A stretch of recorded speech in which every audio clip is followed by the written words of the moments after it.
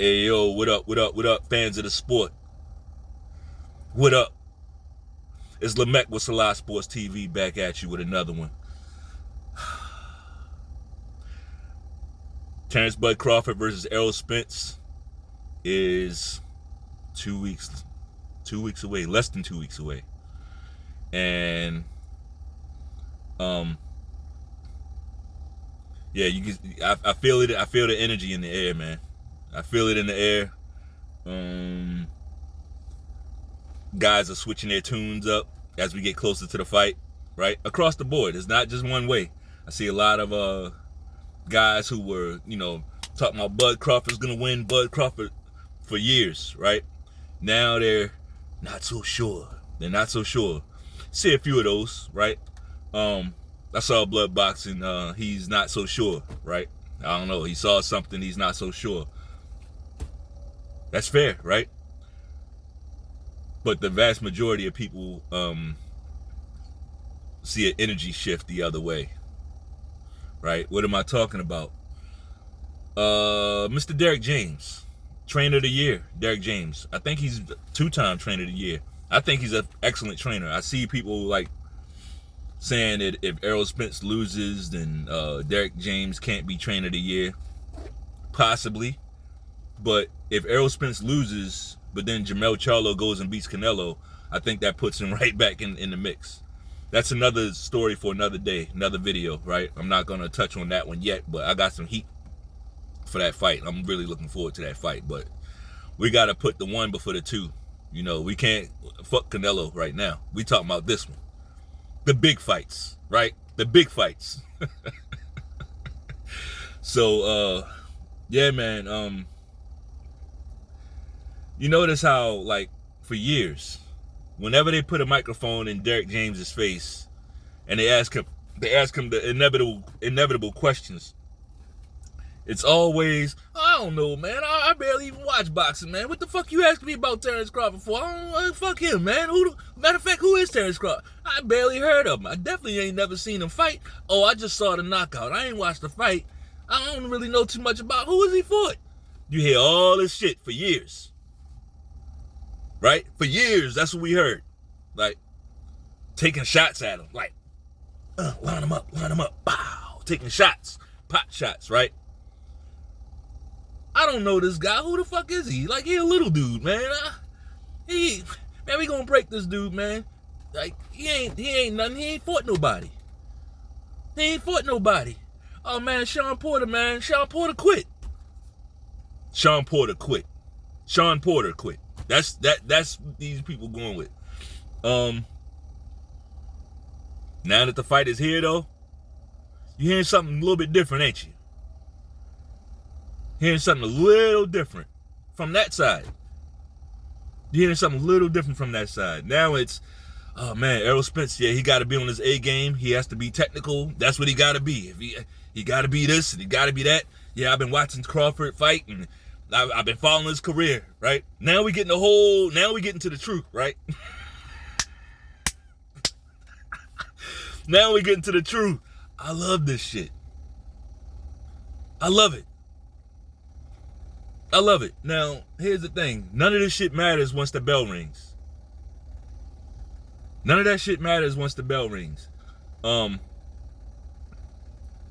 Another thing I noticed that, and I'm just talking about Derrick James because his fighter, Errol Spence, he ratcheted up the rhetoric, right?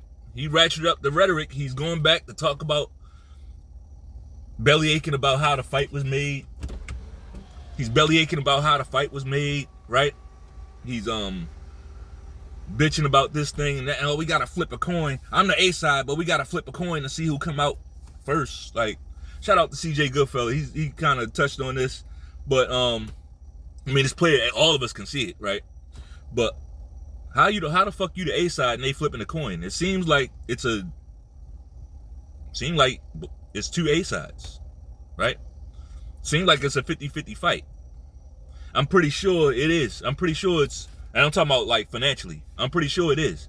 Because think about it. If it wasn't, that side, the Errol Spence side, they'd have been, oh yeah, this is Yeah, I'm the A side, I'm 60-40, I'm 70-30. He'd have been putting out those numbers out there, just like he been doing. He can't keep his mouth shut.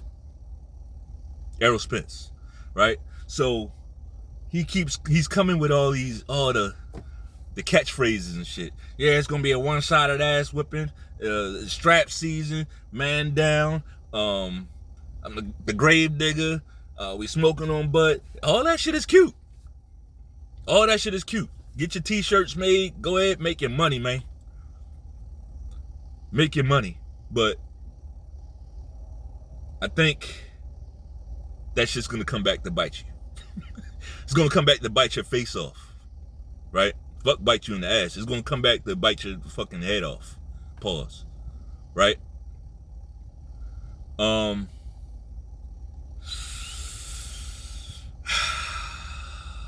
can't wait, man. I can't fucking wait. I ain't felt like this about a fight in a long time, right? I understand the game.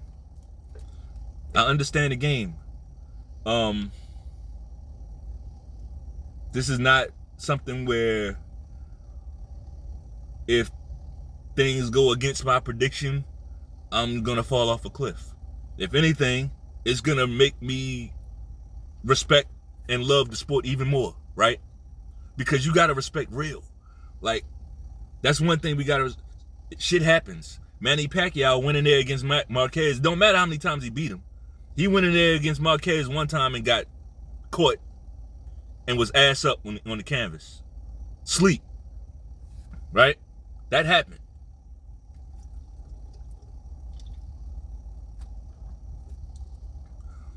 Yeah, shout out to Defense Diva, by the way. But yeah, he went out there to Manny Pacquiao. Things happen. Mike Tyson went up there, against Buster Douglas and got pieced the fuck up. Buster Douglas, in my personal opinion, this is just me.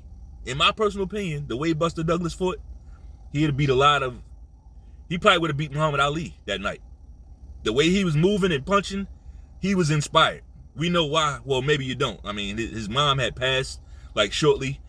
Buster Douglas fought the fight of a lifetime. Go back and watch that fight. He fought a perfect fight. He got caught with a shot early, but even that, usually when guys get caught like that, that's usually the beginning of the end by Mike Tyson, right? We ain't here to talk about Buster Douglas, man. My point is, I respect the game, and I know how things happen. Guys get old right in front of our eyes. It only takes like one fight to get old. Do I think that's gonna happen for Bud in this fight? I don't think that's gonna happen. I don't think that's gonna happen. He wants this thing too bad. He wants this thing too bad. Where the concern for me, this is just me. The concern that I have for Bud, only because he's like one of my favorite fighters. I wouldn't call. I'm definitely no fanboy. You know what I mean? Like, he makes mistakes, and I'm gonna talk about some of those. But one of the things that concern me about Bud is after this fight, like he might take a deep breath and kind of let his guard down a little bit, right? Move up to 54. Who knows? Like, as long as you're in boxing, you need to keep your foot on the gas. He knows that, though. Like, Bud seems to be, I ain't gonna say the perfect fighter, but mentally, he is well put together mentally, right? The guy is just the way he went through this whole thing, like getting slandered every day. He never fed into it. He never fed into the nigga shit. He didn't turn into Adrian Broner and start, they said I need to promote, so now he's gonna start acting like a clown and shit. He never did it. He stayed stoic, stood on the square. He negotiated an awesome deal for himself, right? He did all of that. He did all that shit. So, like,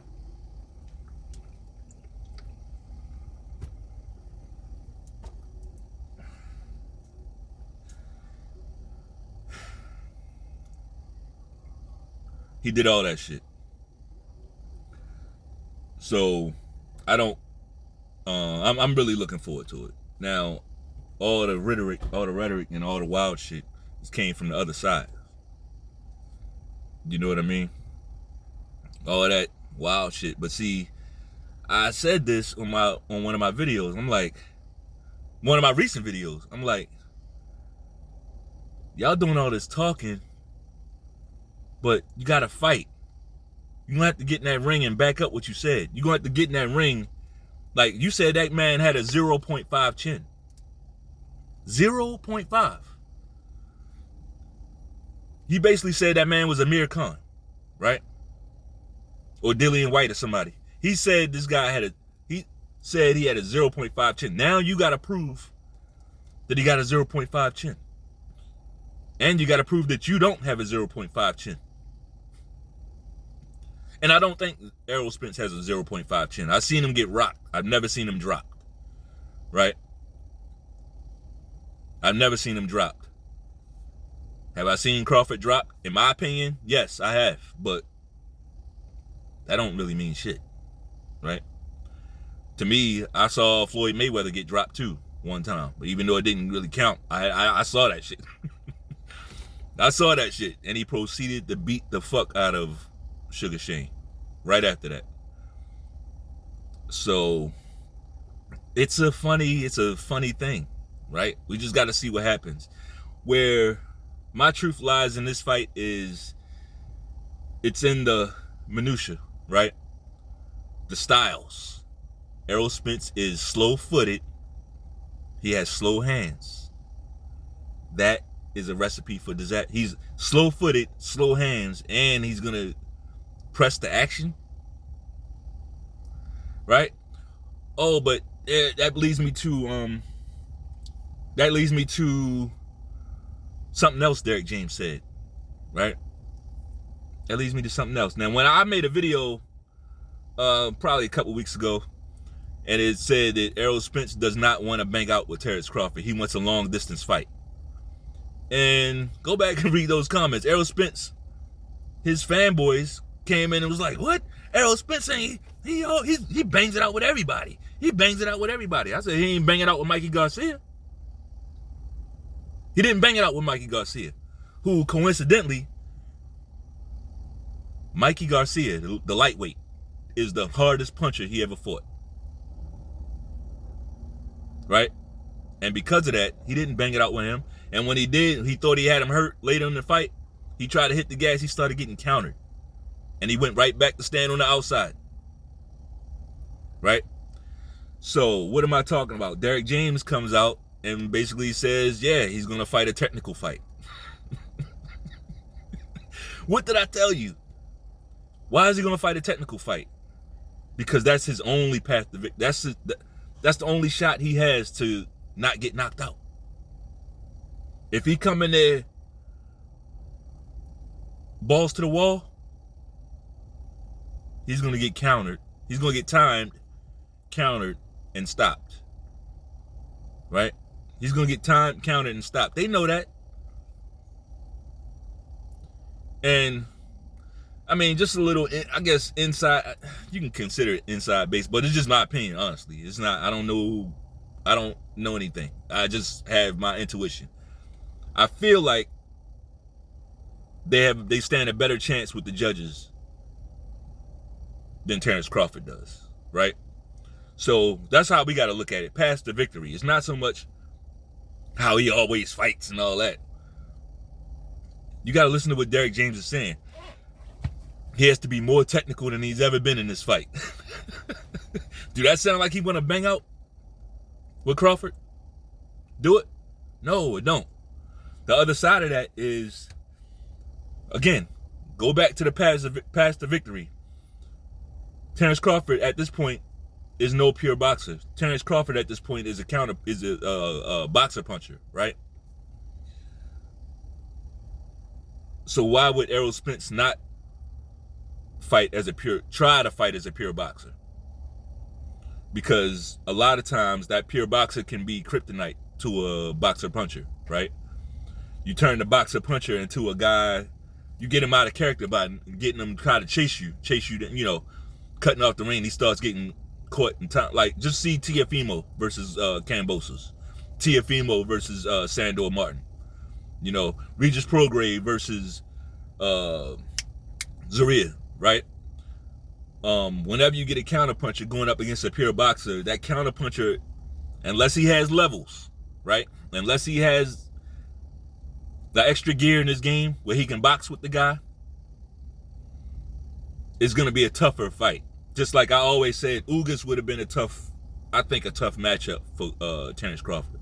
Keith Thurman, I think, would have been a tougher matchup for Terrence Crawford. Not that they're better than him or nothing like that. Just the matchup. Certain matchups are going to be tougher than others. Just like the Jose Benavidez. I said that shit a while back. I said Jose Benavidez was Terrence Crawford's toughest fight. He made him work for it. Which leads me to something that I have to look out for Terrence Crawford.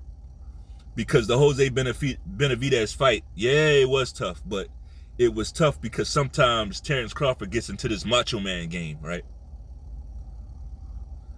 Terrence Crawford could have won that Jose Benavidez fight a lot easier than he did, right? But it's like, once the narrative is, oh, this guy, he has a bad leg, right? This guy, he has a bad leg, even though he had just beaten somebody, right, before he fought Terrence Crawford. But the narrative was, oh, Jose, coming from the other side of the street, was, oh, Jose Benavidez, he only got one leg, right? So Terrence Crawford chose to play the macho man game, like, all right, I'm just going to stand in front of him and we're going to see who can beat who. When, if Terrence Crawford would have been moving around this guy, he could have took him apart like a Lego, right? Like some Legos and shit. He could have deconstructed him round by round, but he didn't want to do that. He wanted to prove that, you know what, I'm not even going to use your weakness against you. It's like almost like some Goku type shit. Right? Like Goku, he wants the toughest challenge that I'm not a Dragon Ball Z aficionado, but I do have a son, right? So I know a little bit about this shit. You know what I mean? Yeah, Terrence Crawford, sometimes he'll make the fight tougher than it needs to be. Too much heart sometimes for his own good. Same thing in Mean Machine. I don't know what in the fucking Tommy Hearn shit that was, that game plan, but I didn't like it. Right? So those are the things, like, Terrence Crawford just needs to remember why you're here. You're here to win. Right? Fuck the macho man. You don't need it. You can stop this guy fighting. You can stop this guy by boxing him, just like you did everybody else. You don't need to get out of character now. And by get out of character, I mean getting too aggressive. You don't need to do that now. Take your shots, though. But I don't need it. Terrence Crawford, like, man, shut the hell up. I know what I'm doing. Bro, I'm just saying, man. I'm putting chips up, man. I need you to fucking, like, fuck that macho man shit. We putting these chips up, bro. All right. So, that's about all I got, man. That's about all I got. Or is it?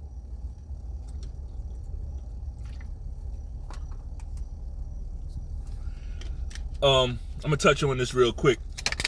I like the way Jermell Charlo has been looking, man. I like the way Jermell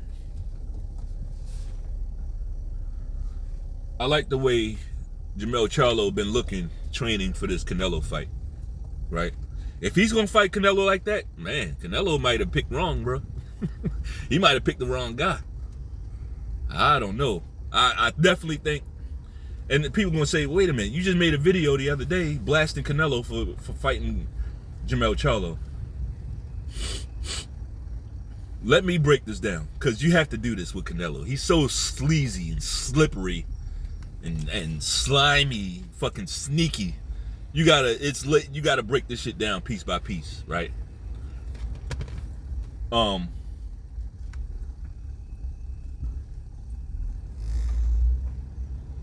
Jermell Charlo, I believe, is a tougher fight than Jamal Charlo would have been at this stage, right? Just because Jamal Charlo mentally, like, there's no comparison.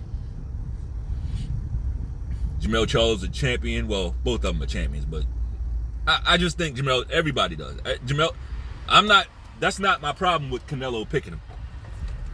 The problem is, brother, you rather bring this guy up from 2 divisions down than to fight Demetrius Andrade, than to fight David Benavidez, the guy everybody been asking for. Nobody's been asking you to fight Jamal Charlo. It's the principles. It ain't about tougher fight, none of that. I don't want the same thing with B-Ball. Yeah, it happened to be a tough fight. It happened to be a cherry pick gone wrong.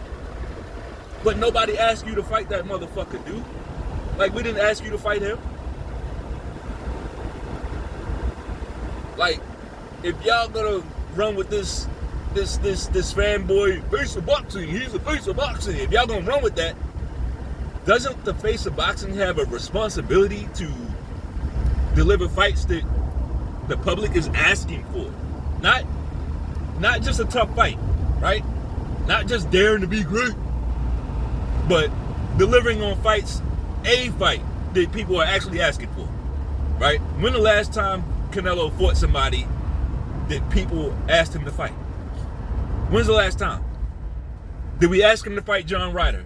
Did we ask him to fight Triple G for the 3rd time? Right? Did we ask him to fight? I mean, I ain't gonna get on this undisputed run. We know that was some old. We know why he went for undisputed at 168. We know that. Did we ask him to fight Kovalov? Right? He was gonna fight Ilunga Makabu. Did we ask him to fight him? Did we ask him to fight Badu Jack?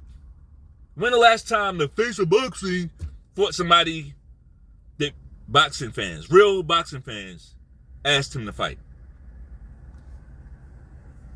See, that's not cool, bro. That's not cool. So I'm pulling for Jamal Charlo big time. And I'm not even a Charlo fan, but maybe I might become one. Depending on how he shows up. Depending on how he shows up in this fight, I just might become one. I'm pulling for the guy, right? Because this shit need to get cleaned up. Get this guy the fuck out of here. Get him out of there. Don't sell the fight. Talking about Jamal Charlo. You just train. Let that bitch sell the fight. Right? Let him sell the fight. Let him come in there throwing all them hard shots, all that, everything hard. Let him do that. Thinking that he's like this big, super huge puncher. Like, I don't know, man. We'll see. But I ain't gonna go too deep into that one yet. Let's get through this one. Anyway, that's all I got, man. If you like the video, how about subscribe to the channel, right? Subscribe to the channel. You're gonna get real takes over here. We ain't gonna agree on everything. I got a live stream coming up. I'm trying to lock down one of my homeboys. I'm trying to lock down one of my homeboys for Thursday night. But if it's gonna be a go, we're gonna go live and have a little discussion Thursday night with one of my good friends, one of my good boxing buddies. We go back though. So I'm waiting to hear back, and we'll take it from there. But if it's a go, you'll see me promoting it starting tomorrow, and that'll be on Thursday night around 8:30, somewhere around then. Prime time, right? So looking forward to it. Again, if you like the video, bang off, subscribe, hit the like button. Hit it. Peace.